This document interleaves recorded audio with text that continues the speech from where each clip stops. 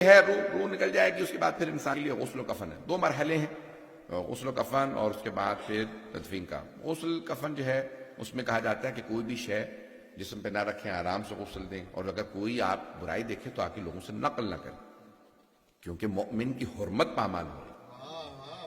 کبھی بھی مؤمن کی بے حرمتی نہیں کریں. مومن کا احترام معصوم فرماتے ہیں کہ کعبے سے زیادہ مومن کا احترام واجب ہے.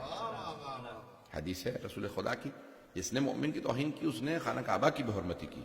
تو اس لیے مومن کا احترام باقی رکھنا چاہیے. تو بہرحال تو کوئی بھی بات آ کے لوگوں کو نہیں بتائیں. غسل کفن، اس کے بعد جنازہ پڑھایا جاتا ہے. اس میں اگر 40 مؤمنین گواہی دے دیں، اس لیے دستخط بھی کرایا جاتا ہے. مستحب ہے کہ دستخط لو کفن ہی کے کپڑے پہ. تو عموماً کیا کہا جاتا ہے، کپڑا پھاڑ لیا جاتا ہے، اس کے اوپر کہتے ہیں سب دستخط کرو.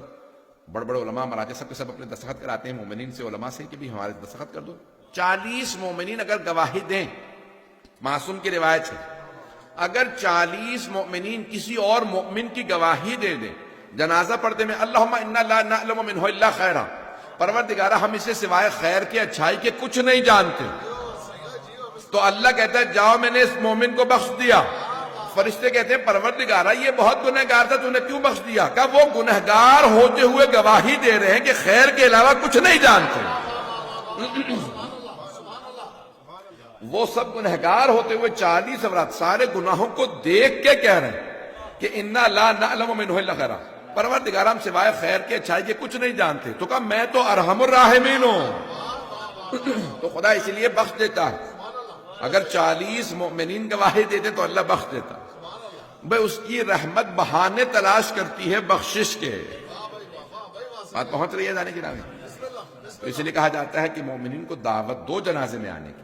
روایات میں جنازے میں آنے کی دعوت دو. اور کہا کہ کوئی بھی کسی مومن کے جنازے میں شرکت کرے، غسل و کفن میں شرکت کرے، تو ایک تشیع میں جنازہ میں شرکت کے بعد سارے گناہ معاف ہو جاتے. میں آپ کو بور تو نہیں کر رہا ہوں. ایک غسل و کفن میں شرکت کے بعد، ایک تشیع جنازہ میں شرکت کے بعد سارے گناہ معاف. کہا کیوں؟ معصوم سے پوچھا کیوں سارے گناہ معاف؟ کیا کیونکہ جب بھی انسان کسی کے ساتھ نیکی کرتا ہے نا تو توقع یہ ہوتی ہے آج میں نے اس کے ساتھ نیکی کی، کل یہ میرے ساتھ نیکی کرے گا. آج میں نے احسان کیا، کل یہ احسان کرے گا. لیکن جب انسان کسی مردہ مومن پہ احسان کرے، ان کے ساتھ نیکی کرے، تو اسے پورا یقین ہوتا ہے یہ میرے احسان کا بدلہ نہیں دے سکتا. اب اس نے اس پہ احسان صرف اللہ کی خاطر کیا ہے. اللہ جزا یہ دے گا کہ جا تو نے میرے بندہ مومن پہ احسان کیا، میں نے تیرے سارے گناہوں کو معاف کیا. بخشش پروردگار اتنی ہے کہ وہ کہتا ہے جا میں نے تُونے ایک میرے عبد مؤمن کے جنازے میں شرکت کی، میں نے گناہوں کو معاف کر دیا. اسی لیے کہتے ہیں بڑھ بڑھ کے حصہ لینا چاہیے. غسل و کفن میں، جنازے میں شرکت کرنی چاہیے، حصہ لینا چاہیے. تو جانے کی رامی پھر رہا گیا تیسرا مرحلہ. وقت تو تمام ہو گیا، تو میں جلدی کوشش کروں گا کہ اب یہ تشیع جنازہ ہو گئی، سب کچھ ہو گیا. 3 مرتبہ مستحب ہے، سنت ہے.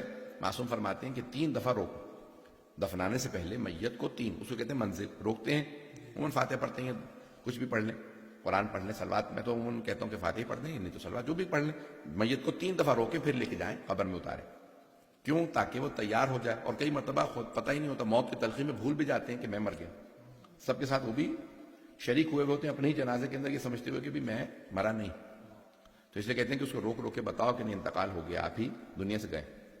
تو 3 دفعہ روکنے کے بعد پھر قبر میں اتاریں.